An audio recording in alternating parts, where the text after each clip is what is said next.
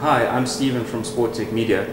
Today I've got Whitcher and Darren Witter from the Whitcher Golf Schools. They've been working for years on the mechanics of the golf swing, and to be able to understand the mechanics of the golf swing, you have to eliminate those myths in order to get those mechanics working. Is that right? Let's go over to Martin and Darren and talk about those myths. Sure, Stephen. One of the problems in golf is that people can only gather information from certain avenues, and one of those avenues is the golf magazines. And when you're reading golf magazines, you basically are going to be told all the common terminologies that are associated with golf.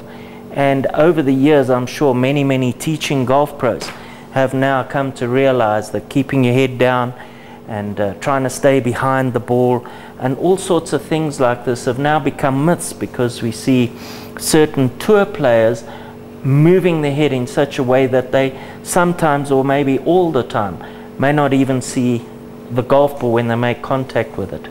So understanding certain mechanics of the golf swing can only be done if you're going to eliminate the myths of learning textbook style or textbook terminologies.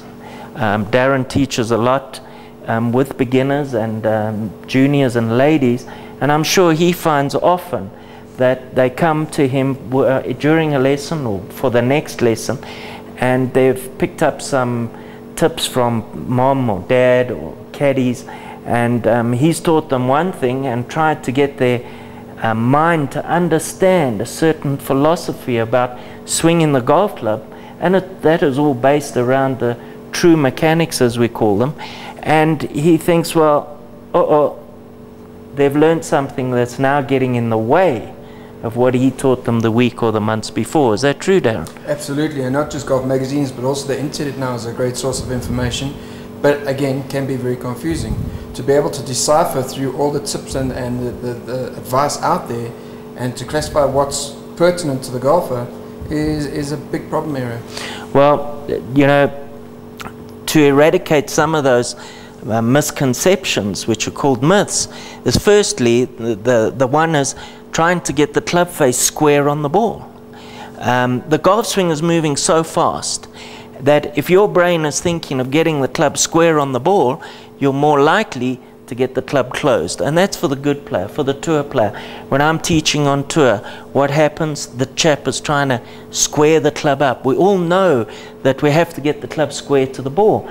But when we use our analyzing equipment in the golf studio, what actually happens? Nobody gets square at impact. We've got all the analyzing machines that pick up the club face in certain degrees, increments, 2 degrees open, 4 degrees open, 2 degrees closed.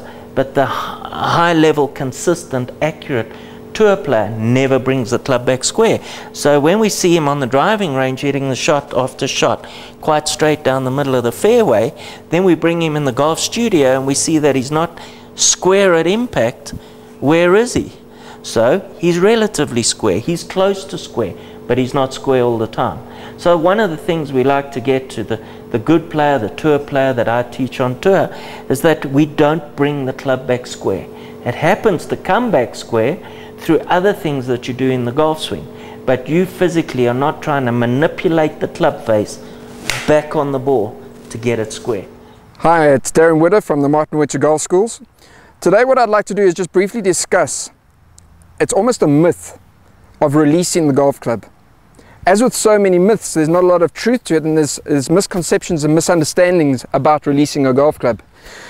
Unfortunately, on the practice tee, what we see on a daily basis is while we're giving a lesson, somebody will be describing a release and they have practice swings in this motion.